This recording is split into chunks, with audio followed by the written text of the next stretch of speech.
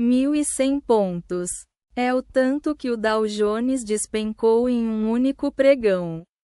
Uma das maiores quedas em queda livre desde abril de 2025. Mas aqui está o detalhe que a maioria dos analistas brasileiros ainda não está falando. Isso não foi uma reação ao que o Fed fez. Foi uma reação ao que o Fed revelou sobre si mesmo. E essa distinção vai fazer toda a diferença no seu portfólio nos próximos 60 dias. Tem uma variável que os gestores de fundos multimercado aqui no Brasil estão monitorando agora, em tempo real, com muito mais atenção do que a própria Selic. Não é o dólar, não é o resultado do Ibovespa, e não é a próxima reunião do Copom. É o custo de carregamento da dívida americana. E como ele está criando uma pressão que vai chegar no bolso do investidor brasileiro de um jeito que a maioria das pessoas ainda não calculou. Fica até o fim, porque eu vou te mostrar exatamente onde essa bomba explode no mercado nacional. O Fed acabou de manter os juros americanos estáveis pela quinta reunião consecutiva. À primeira vista, parece neutro. Parece o Fed no piloto automático. Só que não foi isso que o mercado leu. 3 membros do comitê votaram para aumentar os juros. 3. Isso não acontecia há muito tempo. E é um sinal de divisão interna que o Wall Street interpreta da pior forma possível. Incerteza no comando da maior economia do mundo. O resultado? Os juros americanos estão agora no nível mais alto em 19 anos. 19 anos. A última vez que o custo do dinheiro no EUA estava assim. O Brasil ainda estava navegando no boom das commodities do ciclo do Lula 1. O Ibovespa estava em outro patamar histórico. E o conceito de risco global sincronizado era algo que a maioria dos investidores pessoa física no Brasil nem conhecia. Hoje é diferente. O Brasil está muito mais integrado ao fluxo de capital global. Quando os juros americanos ficam altos por mais tempo. O famoso higher for longer.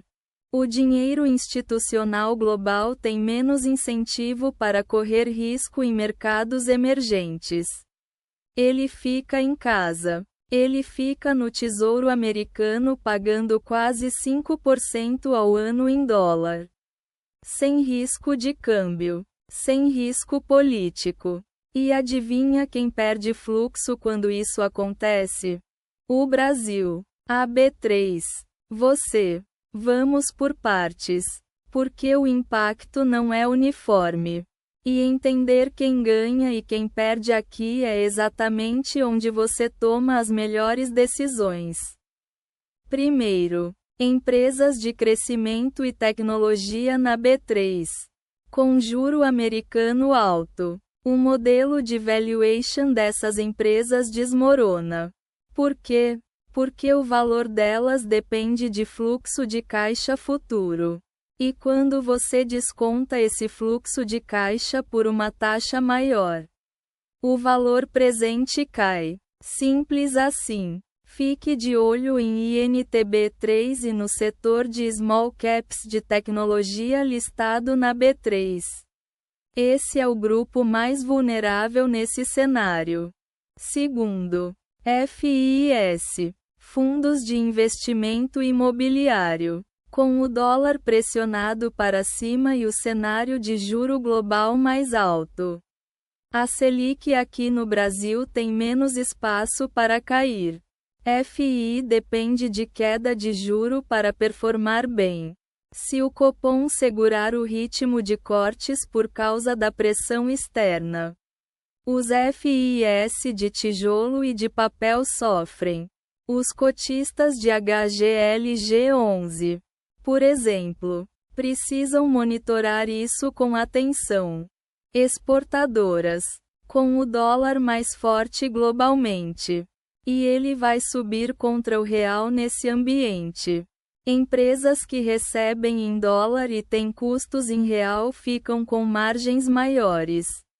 Vale 3 é o exemplo clássico. Cada real de depreciação cambial é receita extra para a Vale, que vende minério em dólar no mercado internacional, com a China ainda consumindo, mesmo que de forma irregular. A Vale tem um colchão duplo aqui. O que o dinheiro institucional está fazendo agora? Os fundos multimercado brasileiros. E você consegue ver isso no fluxo de câmbio reportado pelo Banco Central. Estão aumentando posição em dólar. Não é especulação, é hedge. Quando o gestor de multimercado compra dólar, ele está te dizendo, em silêncio, que não confia na estabilidade do real nos próximos 30 a 60 dias. O valor econômico cobriu a queda do Dow. A Bloomberg Brasil cobriu os 3 votos dissidentes no Fed. Mas tem uma peça desse quebra-cabeça que ninguém está conectando direito. E é ela que vai mover o Ibovespa na semana que vem. O governo federal brasileiro está no meio de uma negociação delicada sobre o teto de gastos e o arcabouço fiscal. O Ministério da Fazenda precisa mostrar ao mercado que a dívida pública está sob controle.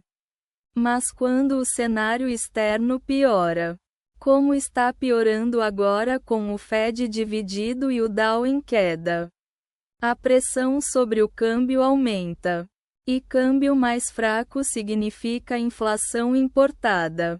E inflação importada significa que o Banco Central não pode cortar a Selic no ritmo que o mercado estava precificando.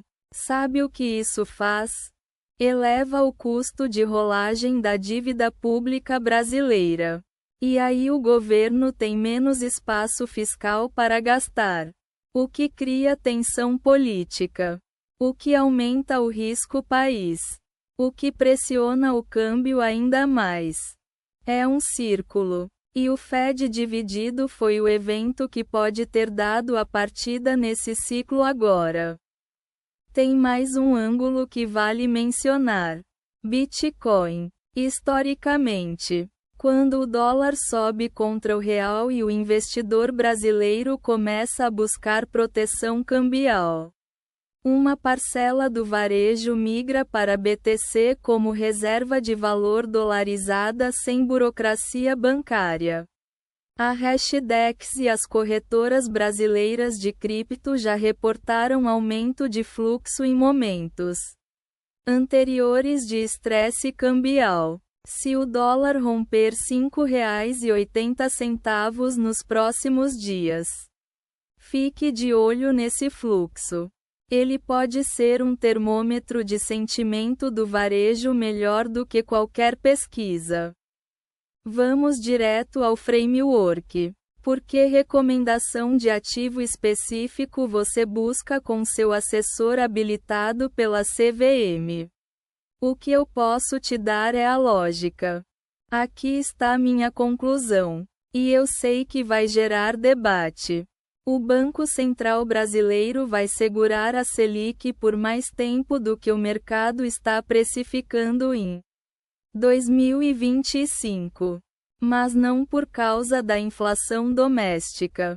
O motivo real é o risco de fuga de capital estrangeiro num cenário em que o Fed americano está dividido e os juros lá fora seguem altos. O Copom não vai poder cortar com agressividade sem destruir o real. E quando o mercado entender isso completamente, não o consenso, a realidade, as NTNBS longas, acima de 2035, vão ser o ativo mais assimétrico da B3 nos próximos 12 meses. Concorda com isso? Ou você acha que o Copom vai cortar mesmo assim e o mercado vai engolir a pressão cambial? Deixa nos comentários. Esse debate vale uma carteira inteira.